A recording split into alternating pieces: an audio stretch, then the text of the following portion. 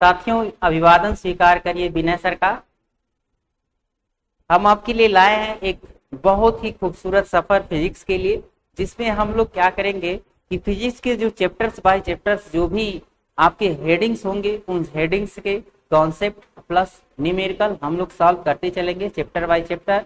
और जो भी बच्चे आप कहीं पैसे के अभाव में क्लासेस नहीं कर पाते हैं, हमारे चैनल से जुड़ जाइए। हम सारे वीडियोस जो चैप्टर बाय चैप्टर्स हैं उस चैनल पे आपको प्रोवाइड कराएंगे। हमें आशा नहीं, पूर्ण विश्वास है आप एक अच्छी तैयारी हमारे साथ रह करके कर सकते हैं। हम बिल्कुल मुफ्त में आपको पूरे वीडियोस देंगे। दूसरी चीज ये रही कि यहाँ पर मैंने आपको क्लास की तरह नोट्स बनाने के लिए एक सिस्टमैटिक अरेंजमेंट लाया है, और उस अरेंजमेंट से अगर आप चाहेंगे तो मेरे साथ हेडिंग्स को पढ़ते हुए नोट्स बनाते हुए आगे बढ़ सकते। आइए हम लोग शुरुआत करते हैं। देखिए, हम लोग जो शुरुआत करेंगे वो चैप्टर का पहला चैप्टर क्या है, वैद्युत आवेश तथा क्षेत्र। देखिए, हम ज्यादा इसमें कुछ चीजें आपको टाइम आपका नुकसान नहीं करेंगे। हम उसी कॉन्सेप्ट की बातें करते हुए आपके हर एक कॉन्सेप्ट के हर एक हेडिंग को क्लियर करने का हम जरूर बेहद प्रयास जरूर करेंगे। आइए देखते हैं, यहाँ पर जो वैद्युत आवेश तथा क्षेत्र चैप्टर है, इसमें हम लोग जान लेते हैं कि वैद्युत आवेश तथा क्षेत्र जो चैप्टर है वो अब क्या है। देखिए, अगर कोई पूछे वैद्युत आवेश तथा क्षेत्र के बारे में कुछ बताइए, तो आप कहिएगा विज्ञान की वह शाखा जिसमें हम आवेश अथवा आवेशित वस्तुओं के वैद्युत प्रभावों का अध्ययन करते हैं, उसे वैद्युत कहते हैं, इलेक्ट्रिसिटी कहते हैं। और इसमें अगर देखा जाए तो आवेश दो तरह के होते हैं, एक स्थिर आवेश होता है और एक गतिशील आवेश होता है। अगर आपने स्थिर आवेशों से संबंधित अध्ययन किया तो उसे स्थिर विद्युत बोलते हैं, और यदि वही अध्ययन आपका गतिमान आवेशों से रहा तो उसे हम लोग उस प्रभाव को हम लोग धारा विद्युत कहते हैं। तो आपको बात समझ में आ गई होगी कि स्थिर विद्युत क्या है। जैसे मान लीजिए स्पेन में देखें तो आगे चल करके हम लोग सीखेंगे कि प्रत्येक वस्तुओं में क्या होता है, इलेक्ट्रॉन, प्रोटॉन और न्यूट्रॉन होते हैं। आगे चल के ये भी जानेंगे कि इलेक्ट्रॉन ऋणावेशित कण होता है और प्रोटॉन धनावेशित कण होता है। तो इसका मतलब ये है, जो ये हम लोग पहन लिए हैं, इस पेन में एक आवेश है, लेकिन इस आवेश का कोई प्रभाव हमें अभी ज्यादा तो नहीं दिख रहा, इसलिए हम लोग कह सकते हैं ये इलेक्ट्रोस्टैटिक स्थिर आवेश है ना। जैसे यहाँ पर मैं ये क्या करूं, इस बॉटल को देखूं, इस बॉटल में पानी भरा हो, तो पानी यहाँ पर क्या है, स्टैटिक पोजीशन में। इसका मतलब ये कहा जा सकता है ये स्थिर आवेश है ना। लेकिन बॉटल में अगर यहीं पर मैंने छेद कर दिया तो पानी निकलने लगेगा, तो पानी निकलेगा तो इसे क्या बोलेंगे, गतिशील आवेश। या यूं कहें कि जो तालाब होते हैं, उस तालाब में जो पानी होता है वो स्थिर होता है, और नदी जो होता है, नदी के बीच में देखेंगे तो पानी बहता रहता है, इसका मतलब उसमें धारा होती है। तो जब आगे हम लोग जो विभव चैप्टर पढ़ेंगे तो जो लिक्विड होते हैं उनको हम लोग क्या समझेंगे, आवेश समझेंगे। और लिक्विड में दो चीजें होती हैं, अगर बर्तन में कहीं रख दें तो बर्तन में रखने के बाद वो स्टैटिक स्टेट में होगा, अगर हम लोग कहीं पर क्या करें, ऊंचे स्थान से नीचे स्थान देखें तो उसका काइनेटिक स्टेट होगा, अर्थात वो गतिशील अवस्था में होगा। तो उसी तरह से आवेश क्या है, दो तरह के, एक स्थिर आवेश है और एक क्या है, गतिशील आवेश। ठीक, तो अध्ययन किस पर है, अगर आपने स्थिर आवेश पर अध्ययन किया तो उसे इलेक्ट्रोस्टैट बोलते हैं, और गतिशील आवेश स्थिर आवेश पर और गतिशील आवेश। दरअसल हमारे दैनिक जीवन में सबसे ज्यादा उपयोग करंट इलेक्ट्रिसिटी का है, अर्थात हम लोग गतिशील आवेशों के बारे में ज्यादा अध्ययन करें, क्योंकि हम लोग जो भी चीजें चलाते हैं, जो भी इलेक्ट्रिक इंस्ट्रूमेंट, जो भी वैद्युत उपकरण हम लोग चला रहे होते हैं, उन वैद्युत उपकरणों को किससे, करंट इलेक्ट्रिसिटी से चला रहे होते हैं। तो आइए हम लोग आगे देखते हैं। करंट इलेक्ट्रिसिटी से चलाने से पहले उसमें एक सबसे मुख्य भूमिका निभाने वाला शब्द है वैद्युत आवेश, है ना, वैद्युत आवेश। तो जितने भी हेडिंग्स हो गए, मैंने बताया कि उनका एक शॉर्ट नोट आप मेरे साथ बने रह करके आप बना सकते हैं। यहाँ पर इस चैप्टर में सारे जो वीडियोस बनेंगे, उसमें हमने केवल बोलने से अच्छा समझा कि आप उस मेरे साथ अगर जुड़े तो आप एक शॉर्ट नोट बनाते चले। जी विद्यार्थियों, आप जरूर ऐसा करें। केवल वीडियो पर बने रहने से अच्छा है कि आप कॉपी पेन जरूर लें और ईयरफोन का यूज करें। ईयरफोन का जब आप यूज करेंगे तो हमारी बातें आप तक के कानों तक पहुंचेंगी। आप पेन और कॉपी रखें और एक अच्छा सा कॉपी रखें और रंगीन पेन्स रखें जिसमें हेडिंग्स डालें, और जो भी कॉन्सेप्ट मैं आपको बताता चलूं या तो वीडियो को रोककर या स्क्रीनशॉट लेकर के नोट्स बनाते चलें। आपको मैं पीडीएफ भी प्रोवाइड करा दूंगा, वो डिपेंड करता है आपके कमेंट पर। आपने अगर कमेंट किया तो मैंने जो सेटिंग किया है इसका एक वीडियोस आपको जरूर प्रोवाइड कराऊंगा।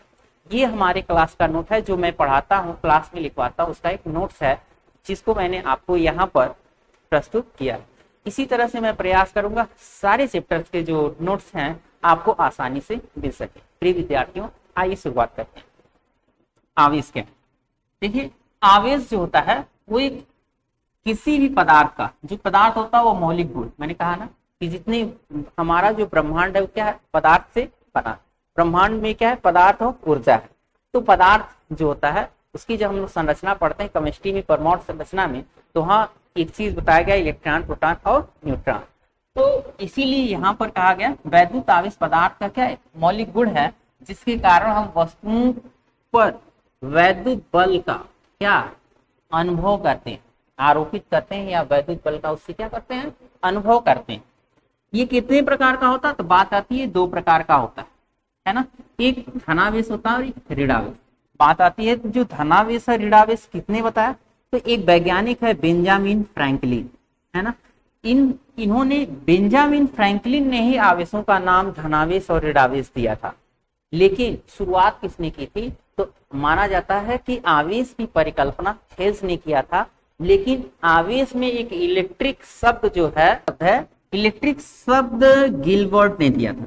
जो इलेक्ट्रिक शब्द है वो वैज्ञानिक गिलबर्ट ने दिया, है ना। तो ये जो हमने बताया आवेश दो प्रकार का होता है, तो उसके बारे में किसने बताया, बेंजामिन फ्रैंकलिन ने बताया था। आवेशों का दो नाम रखा, एक धनावेश पॉजिटिव चार्ज और एक ऋणावेश निगेटिव चार्ज। अब उसकी प्रॉपर्टी जो थी धनावेश और ऋणावेश की, धनावेश और ऋणावेश की प्रॉपर्टी का जब अध्ययन किया गया तो पता चला कि ये जो आवेश हैं इनके एक समुदाय बनाए, निकाय। तो समान प्रकार के आवेशों का समुदाय बनाया गया, निकाय बनाया गया, और विपरीत प्रकार के आवेशों का एक समुदाय बनाया गया। पार्टिकल्स, दो पार्टिकल्स, आवेशित पार्टिकल या वस्तुओं को अगर वो समान प्रकार की हैं या विपरीत प्रकार की, इसको लेकर के देखा गया कि जो समान प्रकार के आवेशित आवेशों का निकाय है वो एक दूसरे को प्रतिकर्षित करते हैं, और जो विपरीत प्रकार के आवेशों का समुदाय है वो एक दूसरे को क्या करते हैं, आकर्षित। तो यहां से कहा गया कि समान प्रकृति के आवेशों के बीच प्रतिकर्षण और विपरीत प्रकृति के आवेशों के बीच आकर्षण बल लगता है। समान प्रकार के जो आवेश हैं उनके बीच आकर्षण और विपरीत प्रकार के आवेशों के बीच कैसा, प्रतिकर्षण बल लगता है। बात आती है कि आवेश कैसी राशि है, तो आवेश जो है अदिश राशि, और दूसरी भाषा में कहें तो आवेश मूल राशि नहीं है, ये व्युत्पन्न राशि। आवेश क्या है, अगर इसकी भौतिक सार्थकता की बात करें तो आवेश एक व्युत्पन्न राशि है। आगे हम लोग जब धारा विद्युत चैप्टर पढ़ेंगे तो Q बराबर IT एक फॉर्मूलास पढ़ेंगे, Q बराबर IT, और Q बराबर IT से ये समय जो है मूल राशि होता है और धारा भी एक मूल राशि होती है। इन दोनों को मिलाकर के जो आवेश बनता है वैद्युत आवेश, वो कौन सी राशि होता है, व्युत्पन्न राशि होती है। अगर दिशा की बात करें तो आवेश के पास कोई दिशा नहीं होती है, इसलिए आवेश को कौन सी राशि कहा गया, अदिश राशि कहा गया। और इसके आधार पर अगर देखा जाए तो धारा का बीमी सूत्र A और समय का बीमी सूत्र T लें तो आवेश का जो बीमी सूत्र होता है AT, अगर इसको फुल फॉर्म में लिखें तो MLT, तो M पर 0, L पर 0, T A कहा जाता है ना। आगे देखते हैं। और इसका मात्रक अगर हम लोग बात करें तो हम लोग कूलाम यूज करते हैं, आगे चल करके C का यूज करेंगे, है ना। या कहीं कहीं देखा जाए तो माइक्रो कूलाम का यूज होगा, और एक माइक्रो कूलाम बराबर 10⁻⁻6 कूलाम लेंगे। एक माइक्रो कूलाम अगर होगा तो 10⁻⁻6 कूलाम लेंगे, ठीक। बात करें आगे तो इस मात्रकों के साथ आवेश के और अन्य भी मात्रक होते हैं। आवेश के अन्य मात्रक क्या होते हैं? फैराडे। आवेश का सबसे बड़ा मात्रक क्या होता है? फैराडे होता है ना। ESU होता है, इलेक्ट्रॉनिक स्टैंडर्ड यूनिट, या एक होता है EMU, electronic mass of unit, है ना। ESU, EMU, फैराडे, ये सब क्या होते हैं? मात्रक होते हैं। और एक और मात्रक होता है फ्रैंकलिन। तो कहा जाता है आवेश का सबसे छोटा मात्रक फ्रैंकलिन होता है, सबसे बड़ा मात्रक फैराडे होता है। फ्रैंकलिन भी वैज्ञानिक के नाम से आवेश का मात्रक पड़ा, फैराडे भी वैज्ञानिक है, कूलाम भी क्या है? वैज्ञानिक है। इनके आधार पर आवेश का मात्रक क्या रहा? कूलाम, फैराडे और फ्रैंकलिन। आगे देखते हैं। अगर देखा जाए मूल मात्रक तो एम्पियर सेकेंड होता है। अगर इसका हम लोग व्युत्पन्न मात्रक देखें, व्युत्पन्न मात्रक तो एम्पियर सेकेंड होता है, इसका शुद्ध मात्रक एम्पियर सेकेंड होता है। और ये सारे जो कूलॉम्स हैं, फैराडे हैं, फ्रैंकलिन, ये कैसे मात्रक है? वैज्ञानिक मात्रक। ठीक, आगे देखते हैं। आवेश की परिकल्पना, जब हम लोग परमाणु संरचना का अध्ययन करते हैं तो परमाणु संरचना में एक मॉडर्न कॉन्सेप्ट दिया गया। और मॉडर्न कॉन्सेप्ट पहले हम लोग पढ़े थे, पहले डाल्टन की परमाणु सिद्धांत। डाल्टन का परमाणु सिद्धांत ये कहता था कि परमाणु अविभाज्य है और ये किसी रासायनिक क्रिया में भाग नहीं लेता। लेकिन आधुनिक धारणा के अनुसार बताया गया कि परमाणु विभाज्य है और ये क्या करता है? किसी रासायनिक अपक्रिया में बिना अपघटित हुए क्या करता है? भाग लेता है। अर्थात तब जाकर के पता चला कि प्रत्येक पदार्थ अत्यंत सूक्ष्म कणों से मिलकर बना है, जिसे क्या कहते हैं? परमाणु कहते हैं, है ना। जिसे हम लोग क्या कहते हैं? परमाणु कहते हैं। प्रिय विद्यार्थियों, मैं आपको एक बार फिर और रिवाइज कराना चाहूंगा कि हमने बड़ी मेहनत से इस चीजों को तैयार किया है। तो आप अपने नोट्स में जो बातें मैंने इस बोर्ड पर समझाया है उसको मैं डायरेक्टली आपके सामने बोल सकता था, लेकिन लिखी हुई बातें आपके दिमाग, आंखों पर जब पड़ेंगी तो आप भाषा को आप अपने नोट्स में जरूर एंटर करेंगे, ऐसा मेरा एक मानना है। आगे देखते हैं कि जिन्हें परमाणु कहते हैं, और परमाणु का आकार 10⁻⁻10 मीटर की फुट का होता है, ऐसा प्रयोग किया गया। और प्रत्येक परमाणु 3 मूल कणों से मिलकर बना। अब चूंकि कहा गया परमाणु सूक्ष्म कणों से मिलकर बना, कौन कौन से हैं वो सूक्ष्म कण? तो वो सूक्ष्म कण है इलेक्ट्रॉन, प्रोटॉन और न्यूट्रॉन। इलेक्ट्रॉन, प्रोटॉन और न्यूट्रॉन है वो तीनों कण। ठीक, अगर वो तीनों कण इलेक्ट्रॉन, प्रोटॉन और न्यूट्रॉन हैं तो बात आती है इस इलेक्ट्रॉन, प्रोटॉन और न्यूट्रॉन में क्या क्या चीजें होती हैं? इलेक्ट्रॉन में इलेक्ट्रॉन का जो प्रतीक है, अगर कहीं पर E पे माइनस लिखा है तो इलेक्ट्रॉन है, E पे प्लस लिखा है तो इसका मतलब प्रोटॉन की बात कर रहा। ठीक, यहाँ देखिए कुछ गलती हुई है, इसको आप नोट डाउन नहीं यहाँ करेंगे, और ये यहाँ चाहिए था, है ना। और प्रोटॉन जो है हम लोग न्यूट्रॉन को N से प्रदर्शित करेंगे, है ना। प्रोटॉन को P से भी कहीं ना कहीं प्रदर्शित किया जाता है। तो ये पार्टिकल्स को के प्रतीक को प्रदर्शित करने की क्या है? विधि है। और अगर बात करें वैद्युत आवेश को, तो इलेक्ट्रॉन पर एक एलिमेंट्री चार्ज का क्या होता है? एक मूल आवेश का, किसी एक इलेक्ट्रॉन पर एक मूल आवेश का ऋणावेश होता है। उसी तरह से एक प्रोटॉन पर एक मूल आवेश का धनावेश होता है और न्यूट्रॉन पर कोई भी आवेश नहीं होता। एलिमेंट्री चार्ज का मतलब यह है कि वैद्युत आवेश की मात्रा, आगे हम लोग पढ़ेंगे, 1.6 × 10⁻−19 कूलाम होता है। सबसे सूक्ष्म कण, मिल्टन के प्रयोग द्वारा सबसे सूक्ष्म कण का पता लगाया गया, और जो सबसे सूक्ष्म कण था उस सबसे सूक्ष्म कण को इलेक्ट्रॉन माना गया, और मूल कण माना गया। जैसे मूल कण किसे कहेंगे? जैसे हम लोग क्या करते हैं कि हम लोग कोई भी बीज कहीं हम लोग डालते हैं, जैसे गेहूं का, सरसों का या कोई अन्य चीज, है ना। तो उसके एक दाने को अगर आप उठाते हैं, उसका वो क्या होता है? एक इकाई, या उसी को बोलते हैं मूल कण, है ना। तो मूल कण, उसी तरह से मूल आवेश, मूल आवेश जो है एलिमेंट्री चार्ज, जिसे बोलते हैं फंडामेंटल चार्ज, फंडामेंटल चार्ज। और जो फंडामेंटल चार्ज है, फंडामेंटल चार्ज मूल आवेश, उसकी वैल्यू जो है 1.6 गुणे 10 घात माइनस 19 कूलम होती है। और रही बात इलेक्ट्रॉन के द्रव्यमान की, तो इलेक्ट्रॉन का द्रव्यमान 9.1093 गुणे 10 घात माइनस 31। लेकिन हम लोग इसको सॉर्ट आउट कर लेते हैं और लेते हैं कि 9.1 गुणे 10 घात माइनस 31 kg। उसी तरह से प्रोटॉन का द्रव्यमान 1.6726 होता है, लेकिन हम लोग इसको सॉर्ट आउट करके 1.67 गुणे 10 घात माइनस 27 kg लेते हैं।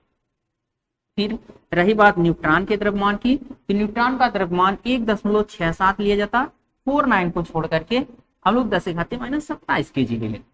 बात समझ जाए तो आगे चल करके हम लोग प्रोटॉन का द्रव्यमान 1.67 गुणे 10 घाते माइनस 27 kg लेंगे। न्यूट्रॉन का भी द्रव्यमान उसी के द्रव्यमान के बराबर 1.67 गुणे 10 घाते माइनस 27 kg लेंगे। आगे बढ़ते हैं हम लोग।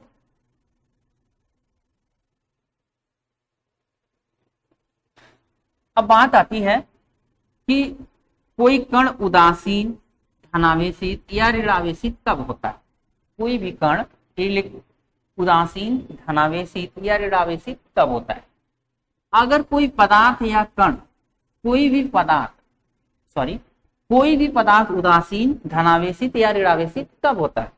तो अगर इसमें हम लोग परमाणु संरचना के अनुसार हम लोग जानते हैं कि परमाणुओं के भीतर एक परमाणु नाभिक होता है जहां प्रोटॉन और न्यूट्रॉन होते हैं, और परमाणुओं से बाहर इलेक्ट्रॉन होता है। और यदि इलेक्ट्रॉन और प्रोटॉन, प्रत्येक परमाणु जो होता है वैद्युत उदासीन होता है, अर्थात उसमें इलेक्ट्रॉन और प्रोटॉन की संख्या क्या होती है, समान होती है। लेकिन यदि किसी कारणवश प्रोटॉनों की संख्या अगर अधिक हो जाए और इलेक्ट्रॉनों की संख्या कम हो, तो वो जो पदार्थ या परमाणु है वो क्या हो जाता है, धनावेशित होता है। और यदि किसी कारण हम लोग आगे समझेंगे, क्यों कारण, कैसा कारण, अभी मैं आपको बताता हूं। यदि इलेक्ट्रॉन की संख्या अधिक हो जाए तो वो जो परमाणु होता है वो कैसा हो जाता है, ऋणावेशित हो जाता है। अब रही बात, इस चीज को हम लोग समझते हैं, आपको लिखना है। तो किसी वस्तु में उदासीन होने का अर्थ यह नहीं होता, ये चीज जान लीजिएगा। अगर कोई वस्तु उदासीन है तो इसका अर्थ ये नहीं होता है कि उसमें आवेश नहीं है, बल्कि इसका अर्थ यही है कि वस्तु पर नेट आवेश शून्य है। अर्थात अगर इलेक्ट्रॉन को ऋणावेश, जितना ऋणावेश है उतना धनावेश है। अगर दो ऋणावेश है दो धनावेश है, अगर इन दोनों को हम लोग एक दूसरे के सापेक्ष जोड़ेंगे तो गणितीय भाषा में शून्य आएगा। तो यही समझा रहे हैं, किसी वस्तु का उदासीन होने का अर्थ यह होता है कि वस्तु आवेश नहीं, ऐसा नहीं है। उसका अर्थ ये होता है कि वस्तु पर नेट आवेश का मान क्या है, शून्य। अर्थात उस पर धनात्मक ऋणात्मक आवेश की मात्रा क्या है, समान। और यदि वस्तु क्या है, ऋणावेशित है, इसका मतलब मैंने बताया इलेक्ट्रॉन की अधिकता है। और यदि वस्तु धनावेशित है तो धनावेशित होने का अर्थ होता है इलेक्ट्रॉन की क्या है, कमी। अगर वस्तु पे इलेक्ट्रॉन की अधिकता कही जाए तो इसका मतलब वो क्या है, वस्तु ऋणावेशित। और यदि इलेक्ट्रॉन की कमी कही जाए तो वो वस्तु कैसी है, इलेक्ट्रॉन की कमी का मतलब ये वस्तु धनावेश है, उस वस्तु पर क्या होगा, धनावेश होगा। आगे समझते हैं हम लोग।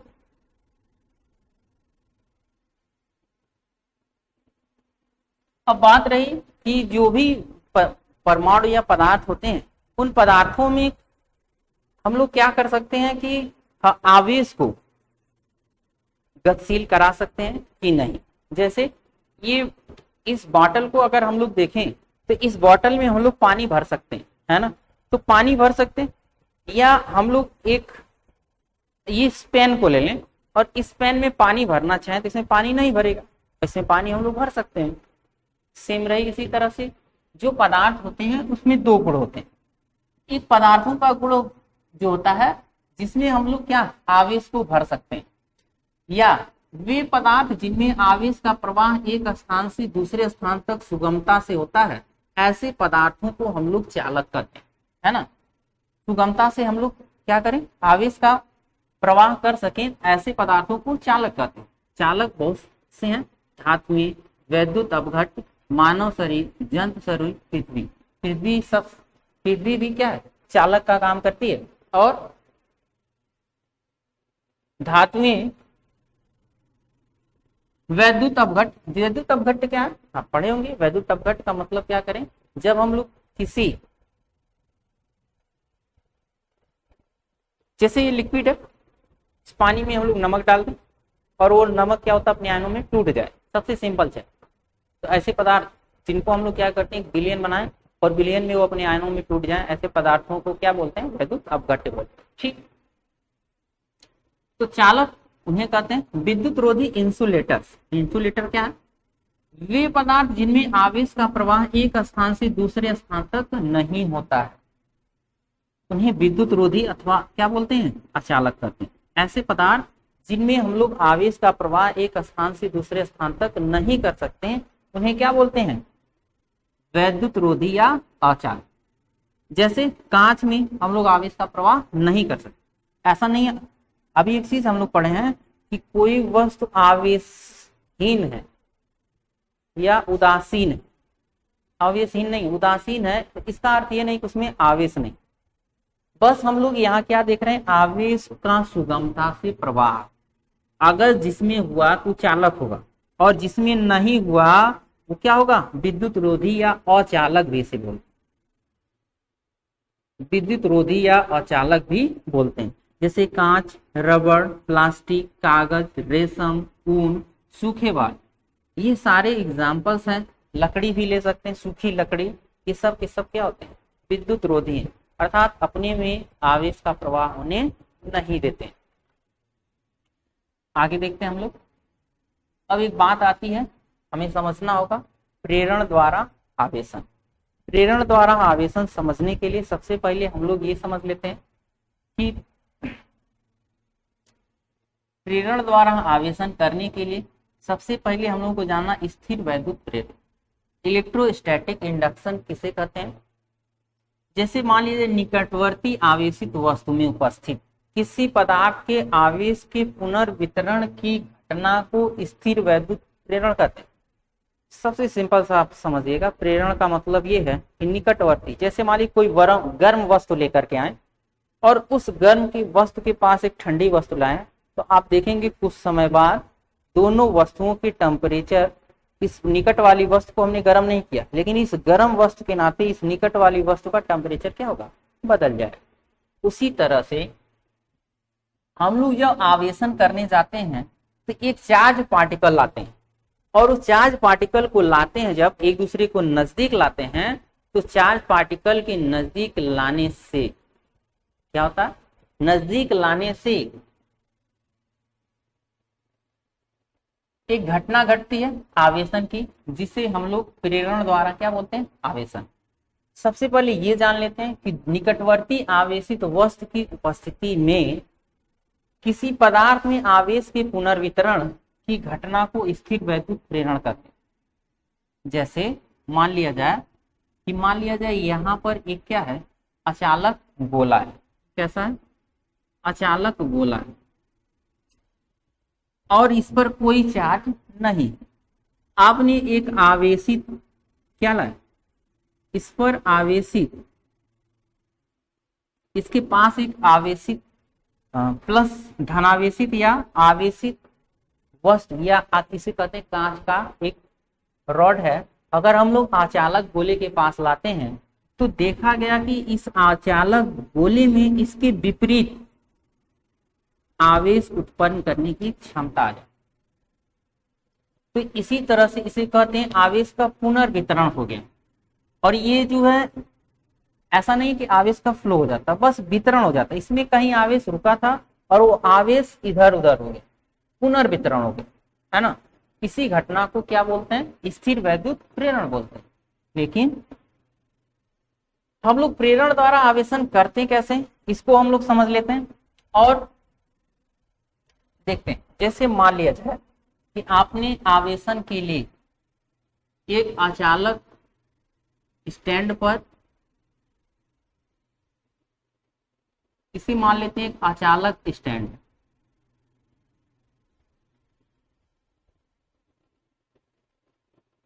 और इस आचालक स्टैंड को,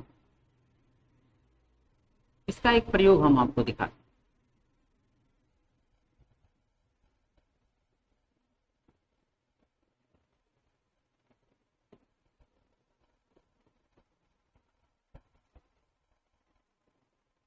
देखिएगा इसका प्रयोग। अभी ये जो अचालक स्टैंड पर हमने गोला रखा है, अभी ये अनावेशित, ये गोला क्या है, अनावेशित है।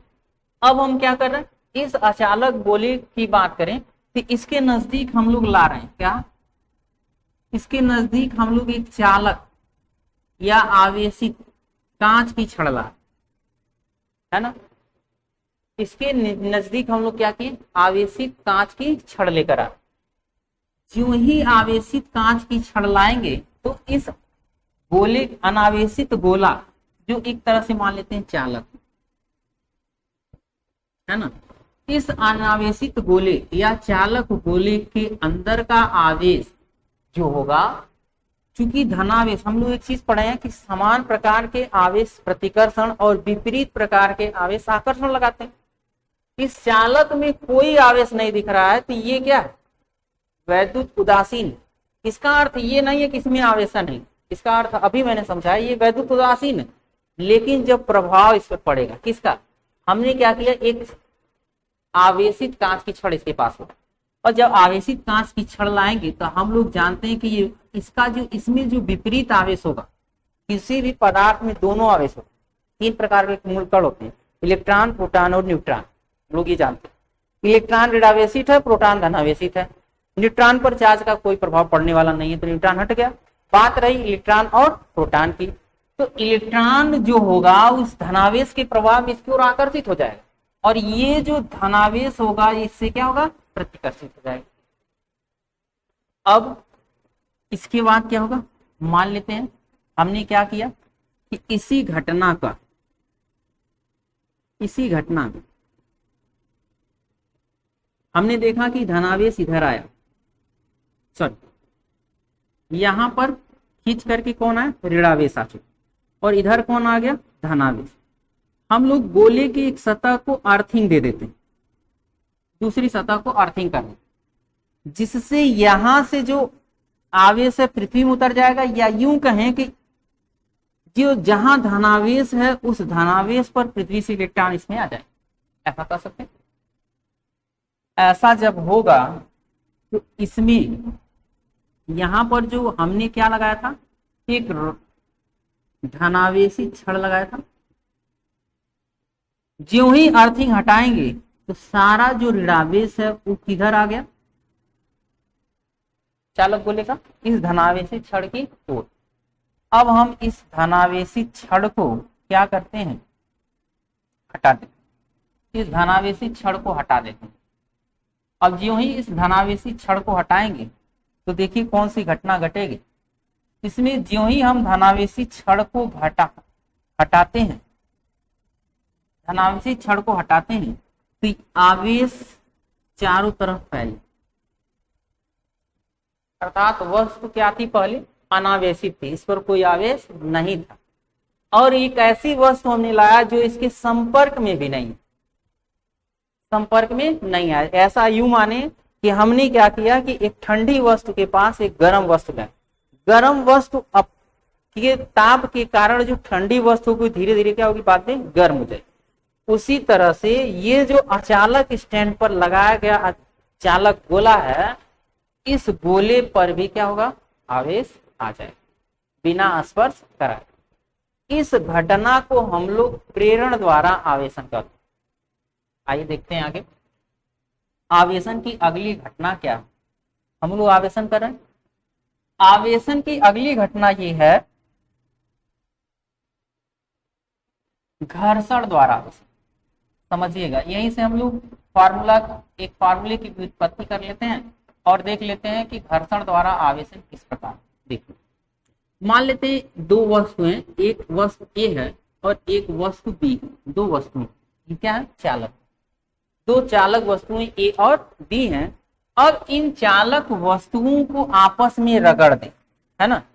तो प्रयोगों द्वारा देखा गया कि जब दो वस्तुओं को आपस में रगड़ते हैं, जैसे आप एक ईंट का टुकड़ा लीजिए और ईंट के टुकड़े को कहीं रगड़िए, तो आप देखेंगे ईंट के टुकड़े का कुछ पार्टिकल्स जहां रगड़ रहे हैं उस पर चिपक जाता है।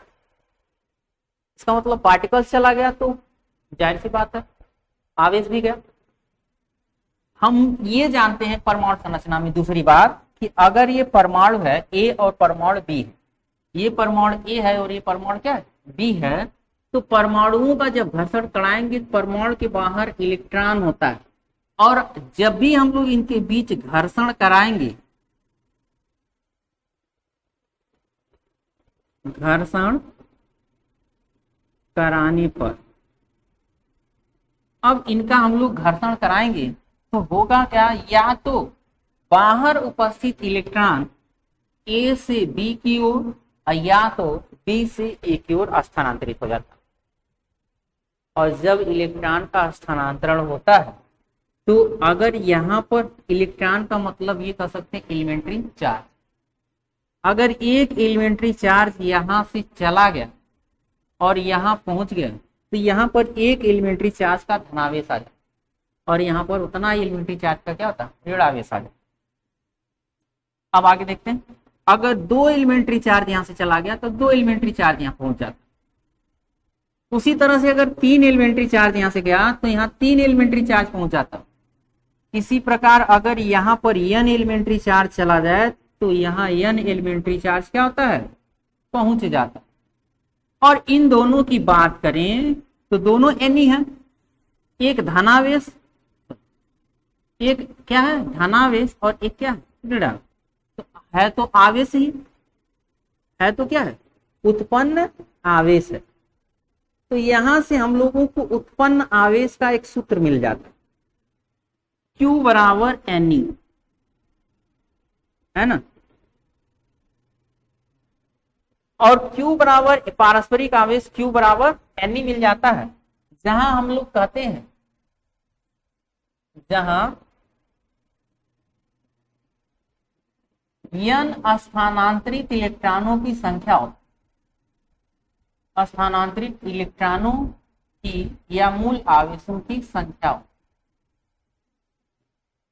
और E को मूल आवेश बोलते हैं, मूल आवेश को, है ना।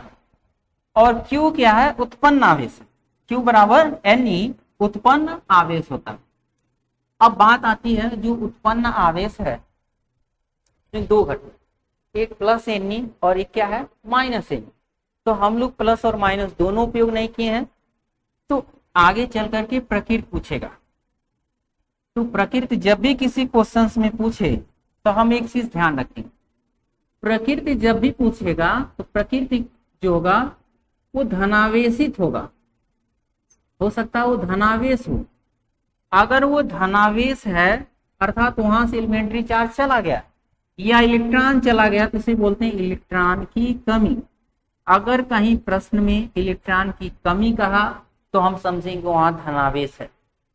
अगर वो कहे ऋणावेश है, अगर ऐसा कहा कि वो ऋणावेश है तो इसका मतलब हुआ इलेक्ट्रॉन की अधिकता, इलेक्ट्रॉन की अधिकता, या कहे इलेक्ट्रॉन की अधिकता है तो हम लोग वहां पर कहेंगे कि वो वहां परमाणु या पदार्थ कैसा है ऋणावेश है। ठीक, इस चीज को ध्यान रखें। आगे देखते हैं, अगला है चालन द्वारा आवेशन। चालन द्वारा आवेशन क्या है? अभी हम लोग पढ़े प्रेरण द्वारा आवेशन, फिर पढ़े घर्षण द्वारा आवेशन, तो चालन द्वारा आवेशन क्या है देखिए वही चीज। अगर मान लिया जाए हम लोग एक चालक गोला ले लें और इसे किसी अचालक स्टैंड पर लगा दें, और चालन द्वारा आवेशन ये कहता है किसी आवेशित वस्तु को लाइए और आवेशित वस्तु को लाकर इसको सीधा स्पर्श करा, आवेशित वस्तु को ला करके क्या करें हम लोग इसे सीधा किसे गोले से स्पर्श करा दें। तो गोले से स्पर्श कराने पर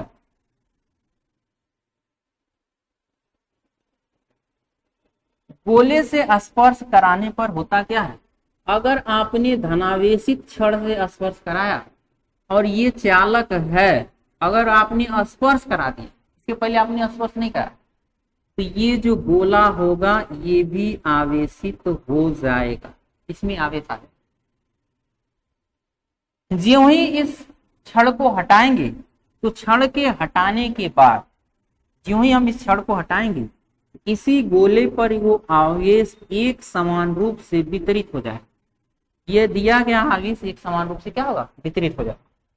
अगर आप मान लें कि आपका जो आवेश है वो ऋणावेश है और आपने इस गोले से स्पर्श करा दिया तो ये आवेश इसमें बट जाए, चला जाए, चालक, और ज्यों ही हटाएंगे तो ये एक समान रूप से इसमें क्या होगा, वितरित हो जाए। इस घटना को हम लोग चालन द्वारा आवेशन कहते हैं। ठीक, आप इस वीडियोस में इसका फिगर का आप स्क्रीनशॉट ले लें। मैंने कुछ बातें बोला है उसको आप लिख लें, नोट्स बनाते चलें। आगे देखते हैं। अगला कार्य आवेश की योज्यता। हम लोगों को समझना है आवेश की योज्यता क्या है ना, आवेश की योज्यता। अगली हेडिंग्स है आवेश की योज्यता। आवेश की योज्यता ये कहता है क्योंकि आवेश हम लोग जान रहे हैं कि अदिश राशि होती है। आवेश कैसी राशि होती है, अदिश राशि। अगर आवेश अदिश राशि है तो हम लोग एक चीज जानते हैं कि कोई भी भौतिक राशि अगर सदिश है तो उसको सदिश नियम से जोड़ते और घटाते, और अदिश है तो उसको साधारण बीजगणितीय नियम से जोड़ते या घटाते। तो हम लोग इसमें लिखेंगे चूंकि आवेश अदिश राशि है अतः आवेश को हम लोग बीजगणितीय नियमों से जोड़ या घटा सकते हैं, जिसका अर्थ है कि कहीं +q +3q -4q इस तरह का आवेश है तो आप इसे बीजगणितीय नियम से जोड़ या घटा सकते हैं। अगर कुल आवेश इसका पूछा जाए तो आप जोड़ या घटा करके शून्य बताएंगे, 3 1 4। अगर कहीं कोई आवेश ऐसा दे 4/3q ±7/3q, ऋणात्मक भी है तब भी कोई दिक्कत है, और इसी में +q भी दे कोई दिक्कत नहीं। इनका जोड़ करना है तो चिन्ह के साथ जोड़ दीजिए। इन सब का एलसीएम 3 होगा और यहाँ +4q लेंगे और यहाँ -7q लेंगे और 3 का मल्टीप्लाई हो जाएगा तो 3q ले लेंगे, और 3q और 4q 7q कैंसिल आउट हो गया तो टोटल आवेशों को जोड़ने पर कितना है, 0। अगर ये q नहीं रहता तो हम लोगों का जो आवेशों का योग है 4q -7q/7q/3, 7q 4q -7q/3, तो यहाँ पर कितना आएगा, 3, है ना। कुछ वर्ड्स ऐसे होंगे जो हमसे कुछ गलत भी होंगे तो आप इन बातों पर मत जाइएगा। प्रश्न को समझने में अगर कोई दिक्कत होगा उसमें कमेंट्स करिएगा, जरूर हम समझाएंगे कि आपको इसको समझने में क्या दिक्कत है। ठीक, आवेशों की योज्यता। अब आप कभी भी 2 बातें देखिए, क्वेश्चन सॉल्व करेंगे हम लोग जब इलेक्ट्रिक फोर्स, है ना, या हम लोग क्वेश्चन सॉल्व करेंगे चार्ज, तो इसका फॉर्मूला यूज करेंगे। आगे चल करके वो क्या करेगा, किन्हीं 2 चालकों को आपस में सटाएगा और दूर करेगा, तो इस कॉन्सेप्ट को हम लोग जरूर अपने दिमाग में रखेंगे। आगे चल करके कई आवेशों का एक समुदाय बनाएगा तो आवेशों का जोड़ और घटाना आना चाहिए, है ना, ये हमें पता होना चाहिए। आवेश क्या है, अदिश राशि है और इसे साधारण बीजगणितीय नियम से जोड़ या घटा सकते हैं। आगे देखते हैं आवेश के बारे में। अगली बात यह है आवेश संरक्षित है, या इसे बोलते हैं आवेश संरक्षण का नियम। सही है। दरअसल एक प्रयोग किया गया, प्रयोग में क्या किया गया,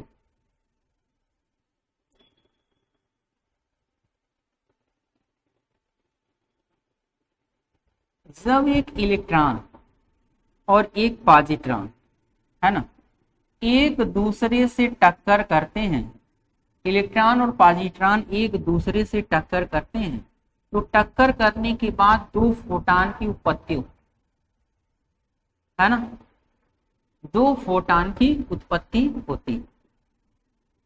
किसमें, नाभिकीय भौतिकी जब पढ़ेंगे तो हम देखेंगे कि जो एक इलेक्ट्रॉन और एक प्रोटॉन एक दूसरे से टक्कर करते हैं तो 2 फोटॉन की उत्पत्ति होती है।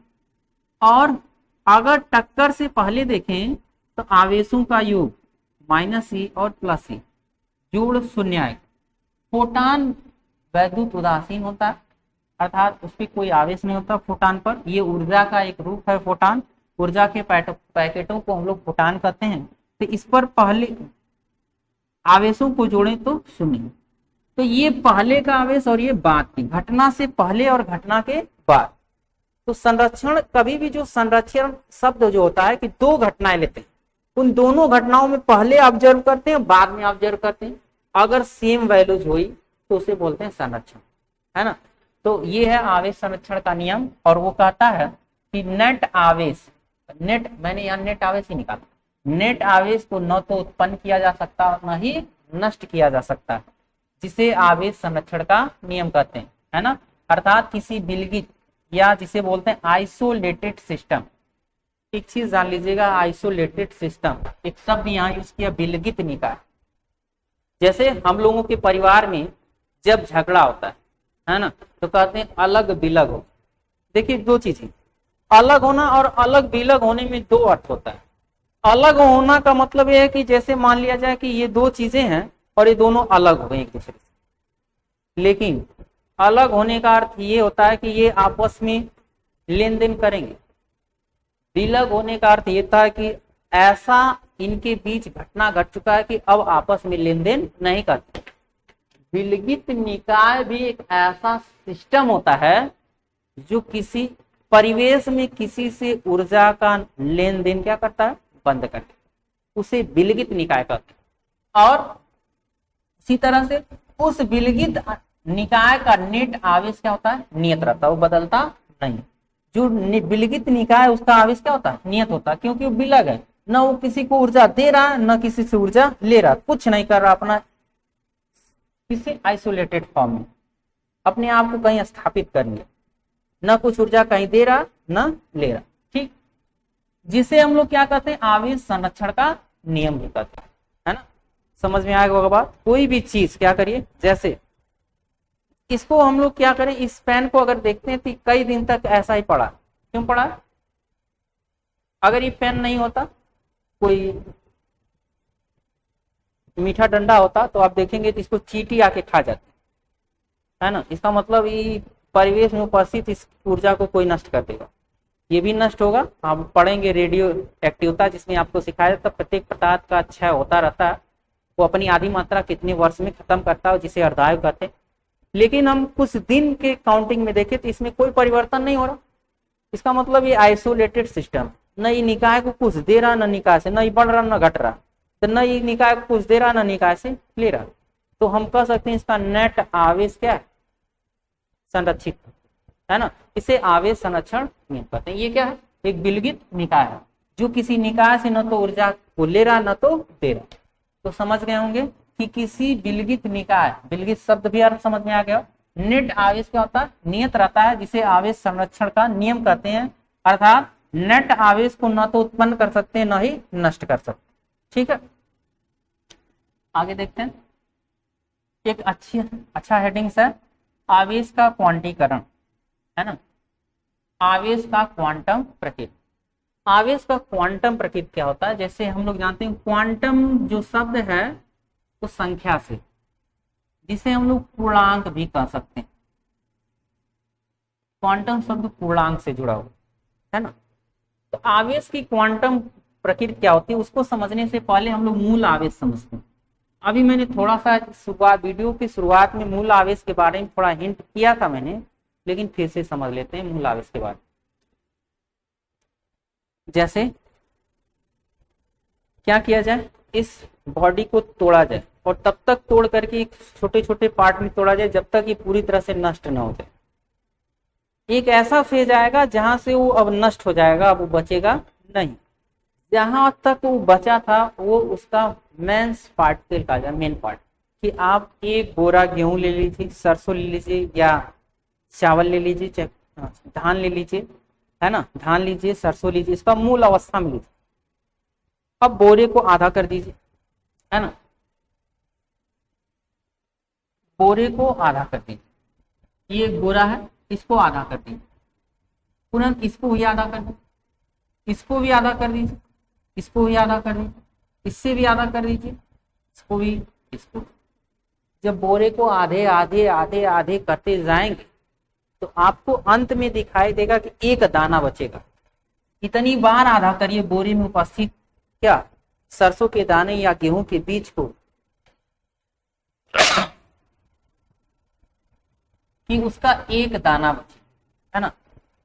अब आपने क्या किया, एक भौतिक निकाय था, एक फिजिकल सिस्टम था, उसका आपने पार्टीशन कर दिया, है ना। आपने जब पार्टीशन किया तो पार्टीशन के समय एक दाना बचा। अगर आप इस दाने को काट देंगे तो उस दाने का दिखेगा तो, लेकिन अस्तित्व खत्म हो जाए, अर्थात उस दाने से हम लोग उत्पादन नहीं कर सकते। कटे हुए सरसों के दाने से हम लोग उत्पादन नहीं कर सकते। अगर उसने आप उसका अस्तित्व, अगर आपने उसको काट दिया गेहूं के दाने के, सरसों के दाने को, तो उसका मतलब उसका अस्तित्व आपने खत्म कर दिया। अब वह अगर कहीं जमीन में बोया जाएगा तो उससे कोई पेड़ उगने वाला नहीं। उसी तरह से मूल आवेश इसी को कहते हैं। पार्टीशन, आप after partition of A atom, जब हम किसी परमाणु का क्या करते हैं, पार्टीशन करते हैं, एक परमाणु, सबसे छोटा एक परमाणु कण मिलता है, और वो जो परमाणु कण हुआ उसका परिमाण जो होता है ई होता है, जिसे मूल आवेश करते हैं, है ना। अर्थात किसी आवेशित वस्तु अथवा कण पर न्यूनतम संभव मान को हम लोग क्या करते हैं, का परिमाण ई होता है, जिसे हम लोग क्या कहते हैं, मूल आवेश कहते हैं, और इसकी वैल्यू 1.6 × 10⁻⁻⁹ कूलाम। किसी आवेशित वस्तु अथवा कण के आवेश के न्यूनतम संभव मान का परिमाण ये होता है, और इससे मूल आवेश या कहते हैं, या इसकी वैल्यू 1.6 × 10⁻⁻⁹ कूलाम होता है। और किसी आवेशित वस्तु अथवा कण पर आवेश का मान मूल आवेश का पूर्ण गुणज होता है, इसे आवेश का क्वांटम सिद्धांत। जैसे मैंने कहा, एक बोरे में आपने क्या भरा था, चाहे गेहूं भरा था, चाहे सरसों का दाना भरा था, जब आपने भरा था तो भरने के बाद, है ना, आप या अब जब हम इसको बढ़ाना शुरू करें, 2 दाना, 3 दाना, 4 दाना, 5 दाना, 6 दाना, 10 दाना, अर्थात उसमें n दाना, दाना की जगह पर ई है, अर्थात टेनिंग, अर्थात क्या टेनिंग। वही ई भी आवेश ही बनाता है, एन भी आवेश बनाता है, वही होता है Q बराबर एन, है ना। अर्थात कभी भी हम आवेश को प्लस ई या माइनस ई में लेंगे, लेकिन कभी E/2 या 3E/2 नहीं लेते। तो आवेश की क्वांटम प्रकृति ये कहता है, आवेश किसी आवेशित वस्तु या कण पर आवेश का मान मूल आवेश का पूर्ण गुणज होता है, +2E, मतलब या नहीं होता, +2E, +3E, -4E, है ना, इस तरह का होता है। इसे आवेश का क्वांटम सिद्धांत कहते हैं। अर्थात आवेश कभी भिन्नात्मक मान नहीं होता। कौन सा भिन्नात्मक? मूल आवेश का भिन्न रूप नहीं होता है। कोई आवेश मूल आवेश का भिन्न रूप E/3, E/4 ऐसा नहीं होता। इसका मतलब E/2, E/3, E/4 का अर्थ ये हुआ कि आपने सरसों या गेहूं के दाने को 4-5 पार्ट में काट दिया। अब वो काटने के बाद उसका अस्तित्व अगले समय के लिए नहीं रहे, देखेगा तो, लेकिन अस्तित्व क्या होगा, खत्म हो। तो आप समझ गए होंगे आवेश की क्वांटम प्रकृति में जब लिखने की बात आए तो आप बताएंगे किसी आवेशित वस्तु या कण पर आवेश का न्यूनतम संभव मान ही होता है। कैसे होता है मैंने आपको समझाया, और जिसे मूल आवेश कहते हैं, फंडामेंटल चार्ज, और ई की वैल्यू 1.6 × 10⁻19 कूलाम। और किसी आवेशित वस्तु या कण पर आवेश का मान मूल आवेश का ही पूर्ण गुणज होता है। जैसे 1 दाना, 10 दाना, 200 दाना, 1000 दाना, 5000 या करोड़ दाना, अर्थात मल्टीपल फॉर्म में होगा एक दाने के। तो आवेश भी ई के मल्टीपल फॉर्म में होता है, कभी भी भिन्नात्मक मान में नहीं। ठीक, आगे देखते हैं। अब कुछ प्रश्न आते हैं जिसको हम लोग कर लेते हैं। और आवेश में जितने भी हेडिंग से मैंने आपको सारे हेडिंग समझा दी। अब उस हेडिंग पर हम लोगों को क्या दिखेगा, उस हेडिंग पर हम लोग कुछ क्वेश्चन सॉल्व करें। ठीक है, क्वेश्चंस क्या होंगे आइए देखते हैं। देखिए, पहला क्वेश्चन है आवेश का सबसे छोटा तथा सबसे बड़ा मात्रक लिखें। तो आवेश का सबसे छोटा मात्रक, अभी मैंने आवेश का एक मात्रक बताया था, फ्रैंकलिन। सबसे छोटा मात्रक फ्रैंकलिन, और सबसे बड़ा मात्रक क्या होता है, फैराडे होता है। और 1 फैराडे बराबर 96,500 कूलाम होता है। सबसे छोटा मात्रक क्या होता है, फ्रैंकलिन। आगे देखते हैं। अगला क्वेश्चन है कि आवेश की ESU, EMU तथा कूलाम इकाई में संबंधित। तो आप ध्यान रखेंगे 1 कूलाम बराबर 3 गुणे 10 के घाते 9 ESU बराबर 1/10 EMU। ESU electronic standard of unit और EMU electronic mass of unit कहलाता है।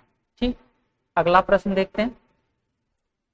करा इलेक्ट्रॉन, प्रोटॉन और अल्फा कण पर आवेश क्या होता है? इलेक्ट्रॉन पर -1.6 गुणे 10 घाते -19 कूलाम, प्रोटॉन पर +1.6 गुणे 10 घाते -19 कूलाम। ठीक, और अल्फा कण पर +2e का चार्ज होता है, तो +16 में 2 का गुणा कराएंगे 3.2 गुणे 10 घाते -19 कूलाम। ठीक है, आगे देखते हैं। अल्फा कण पर आवेश है ना, द्रव्यमान प्रोटॉन के अपेक्षा कितने गुना अधिक होता है? समझते हैं कि अल्फा कण जो होता है उस पर आवेश +2 ही होता है। देखिए ऐसे समझते हैं, 2He4 हीलियम परमाणु के नाभिक को हम लोग क्या कहते हैं? हीलियम परमाणु का नाभिक अल्फा कण का। हीलियम परमाणु का परमाणु क्रमांक 2 है, इसलिए इसमें नाभिक में 2 इलेक्ट्रॉन होंगे, +2e प्रोटॉन का +2e होगा, और एक प्रोटॉन का ये क्या 2 गुना आवेश क्या होता है? 2 गुना। और बात करें द्रव्यमान की, तो हीलियम परमाणु नाभिक का द्रव्यमान कितना होता है? 4 होता है, और एक प्रोटॉन का द्रव्यमान एक हाइड्रोजन परमाणु के द्रव्यमान की क्या होता है? बराबर होता है। तो ये इसका कितना है? 4 गुना, 1H1। ऐसा 1H1 का मतलब हाइड्रोजन के परमाणु के पास एक इलेक्ट्रॉन, हाइड्रोजन परमाणु के नाभिक में एक प्रोटॉन और 0 न्यूट्रॉन होता है और 1 इलेक्ट्रॉन होता है। अगर इलेक्ट्रॉन को निकाल दें तो प्रोटॉन की संख्या 1 और इसका परमाणु द्रव्यमान 1 होगा, 1H1। अर्थात हाइड्रोजन परमाणु को क्या बोला जाता है? अगर इलेक्ट्रॉन को निकाल दें तो हाइड्रोजन परमाणु भी प्रोटॉन कहलाता है, बिना इलेक्ट्रॉन के। ठीक, तो 1H1 की तुलना में ये 2 गुना है और ये कितना है? 4 गुना। तो पूछा है प्रोटॉन की अपेक्षा कितने गुना होता है? आवेश 2 गुना होता है और द्रव्यमान क्या होता है? 4 गुना। ठीक, आगे देखते हैं। एक वस्तु पर 1 कूलाम का ऋणावेश है, उस पर सामान्य से कितने इलेक्ट्रॉन की अधिकता या कमी है? ठीक है, Q बराबर कहा है क्या? Ne। तो N की वैल्यू पूछ रहा तो लिखेंगे Q/E। Q की वैल्यू दे रखा है 1 कूलाम, और इसमें भाग देना 1.6 गुणे 10 के घाते -19 से, तो ये भाग देने पर 6.25 गुणे 10 के घाते 18 इलेक्ट्रॉन आता है। चूंकि ये क्वेश्चन में क्या कहा है, इस क्वेश्चन में कहा है कि ऋणावेश है। ऋणावेश का अर्थ मैंने बताया था इलेक्ट्रॉन की अधिकता। इलेक्ट्रॉन की कितने इलेक्ट्रॉन होंगे कि कमी या अधिकता पूछा है तो क्या है? अधिकता। इसका जवाब हमारा यही होगा कि इलेक्ट्रॉन की क्या है? अधिकता। आगे प्रश्न देखते हैं। किसी चालक पर 500 इलेक्ट्रॉन की अधिकता है तो चालक पर आवेश का मान एवं प्रकृति बताइए। N की वैल्यू दे रखा है कितना? 500 इलेक्ट्रॉन। 500 इलेक्ट्रॉन की अधिकता है, क्या है? अधिकता। तो मान और प्रकृति बताना। चूंकि अभी आपने बताया कि 1 कूलाम कितना इलेक्ट्रॉन है? 500 इलेक्ट्रॉन। तो हम लोग पढ़ेंगे Q बराबर क्या? Ne। और N की वैल्यू दे रखा है 500, और E की वैल्यू अभी मैंने बताया 1.6 गुणे 10 घाते -19। गुणा कराएंगे तो 16×5 80, 8000 होगा। एक अंक पे दशमलव लग जाएगा, 10 घाते -19। देखिए कभी भी उत्तर जो होता है दशमलव को के जो दाहिने बाएं साइड में 3 अंक नहीं रखते, 1 अंक रखते हैं। तो दशमलव जितने स्थान खसकता है वो घात में उतना जोड़ देते हैं। अब ये 8.0 गुणे 2 स्थान दशमलव इधर आया तो 2 इसमें क्या करेंगे? प्लस कर देंगे। तो प्लस करेंगे तो ये -17 आएगा कूलाम। और ऋणावेश का अधिकता कहा है तो इसकी प्रकृति कैसे होगी? ऋणावेश। अधिकता कहने के नाते इसकी प्रकृति कैसी होगी? ऋणावेश। अगर प्रश्न न समझ में आए समझने में कोई भी दिक्कत हो जरूर कमेंट्स बॉक्स में डालें, हम इसको और अच्छी तरीके से समझा देंगे। आगे देखिए, तरह 7.5 की क्रिया द्रव्यमान वाले इलेक्ट्रॉन पर कुल आवेश होगा। द्रव्यमान वाले इलेक्ट्रॉनों पर कुल आवेश कितना होगा? तो मुझे पता है कि 9.1 × 10⁻⁻31 kg इलेक्ट्रॉन पर आवेश पढ़े हम लोग कितना 1.6 × 10⁻⁻19 कूलम। तो एक इलेक्ट्रॉन पर इसे एकांक द्रव्यमान 1 kg द्रव्यमान पर 1.6 × 10⁻⁻19 बटे 9.1 × 10⁻⁻31 है ना। या हमसे पूछा 75.5 kg पर, तो इसमें हम लोग 75.5 का क्या करेंगे? गुणा करा देंगे। तो 1.6 × 10⁻⁻19 गुणे 75.5 बटे 9.1 × 10⁻⁻31। कभी भी ऐसे क्वेश्चंस को हल करना है तो सबसे पहले हम लोग न्यूमेरिकल वैल्यू को एक साथ और घातीय वैल्यू को एक साथ करते हैं। न्यूमेरिकल वैल्यू गुणा ही करा लेते हैं। देखिए 16×5 = 80 है ना, 16×5 = 80, 16×5 = 80, 8 × 88, 16 × 7 = 112, 112 और 8 अगर जोड़ेंगे तो 120 आएगा, 120। 2 अंक पे दशमलव लगा देंगे तो बटे इसको 9 मान लेते हैं।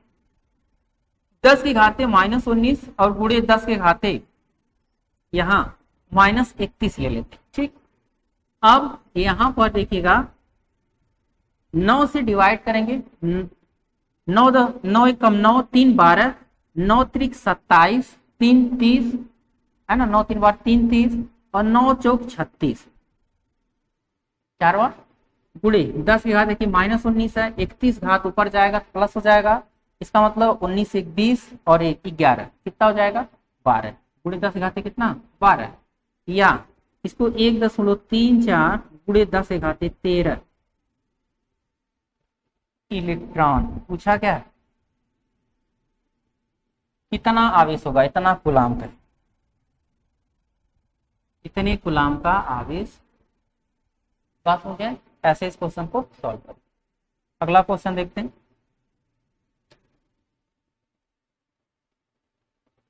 कांच की छड़ है, कांच की छड़ को रेशम से रगड़ने पर छड़ पर 3.2 गुणे 10 घाते -9 कूलाम धनावेश आ जाता है, तो ज्ञात कीजिए। चलिए देखते हैं।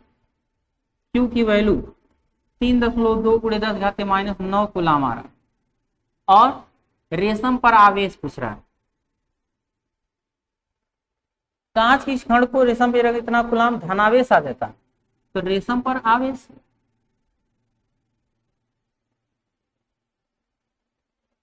किस पर धनावेश है? कितना कूलाम का धनावेश आ जा रहा है कांच की छड़ को, कांच की छड़ पर इतना धनावेश आ रहा है तो उसका विपरीत आवेश रेशम पर आ जाएगा। रेशम पर आवेश इसका विपरीत हो जाएगा, ऋण आवेश कितना? 3.2 गुणे 10 घाते -9 कूलाम। ये कांच की छड़ पर धनावेश था। दूसरा पूछ रहा छड़ से रेशम में स्थानांतरित इलेक्ट्रॉनों की संख्या, तो हम लोग पढ़े Q बराबर N, N की वैल्यू पूछ रहा था Q/E। हम Q की वैल्यू हम लोग को यहाँ दिया 3.2, ये वैल्यू रखेंगे गुणे 10 घाते -9 बटे E की वैल्यू 1.6 गुणे 10 घाते माइनस कितना 19।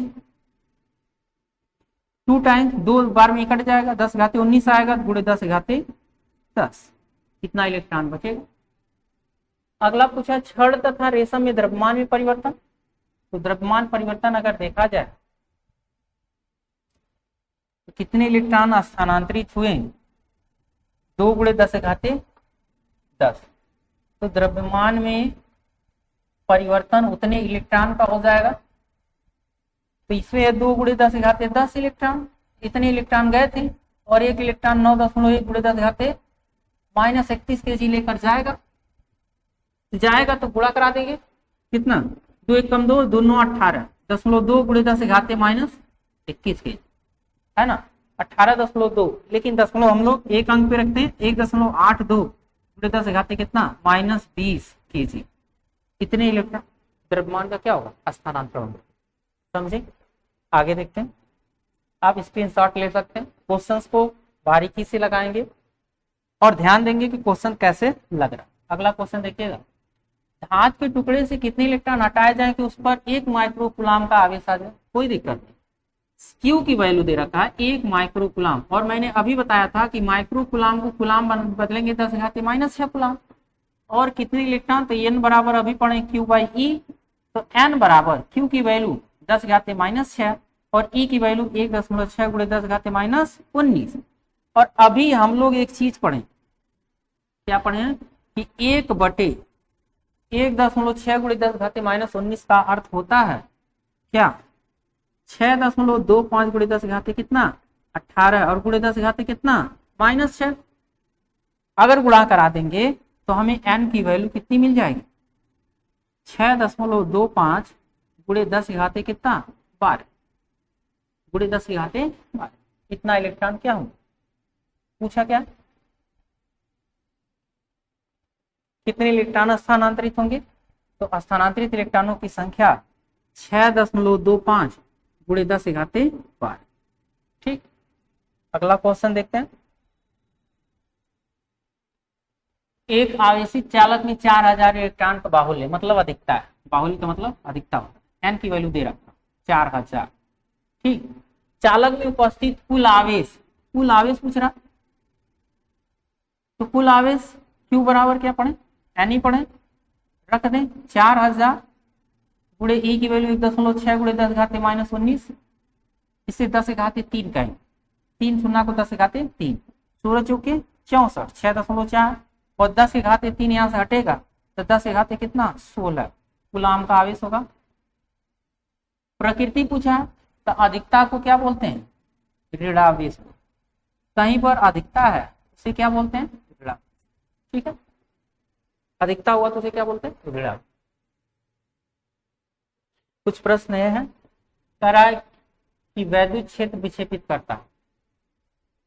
क्वेश्चन है, एक वैद्युत क्षेत्र विक्षेपित करता है, किसको विक्षेपित कर सकता है, देखिए गामा किरणों को नहीं विक्षेपित करता है, एक्स को भी नहीं करता है, और ये आवेशित कण अल्फा को विक्षेपित करता है, न्यूट्रॉन को भी विक्षेपित नहीं करता। ठीक है, अगला क्वेश्चन है, धनावेशित वस्तु में क्या होता है, धनावेशित वस्तु में इलेक्ट्रॉन की क्या होती है, कमी। कोई धनावेशित वस्तु है तो इसमें इलेक्ट्रॉन की कमी होती है।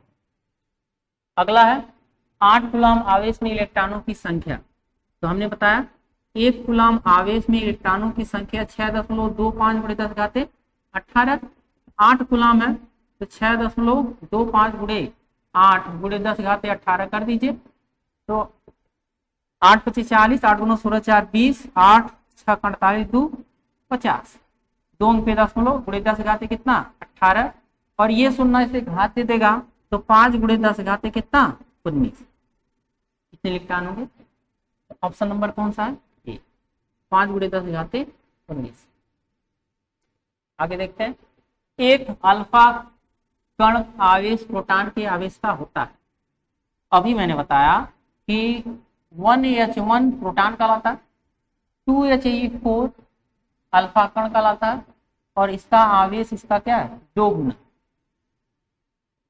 ठीक, एक और क्वेश्चन देखते हैं। तो ये सारे जो भी जब आपके आवेश से रिलेटेड जितने भी हेडिंग्स थी मैंने समझा दिया। अगर कुछ छूटा हो कमेंट बॉक्स में डालिए, उसको भी मैं समझा दूंगा। आवेश पर क्वेश्चंस कैसे लगते हैं वो भी मैंने समझाया। वीडियो के अंत तक बने रहने के लिए बहुत बहुत धन्यवाद। मिलते हैं अगले वीडियो।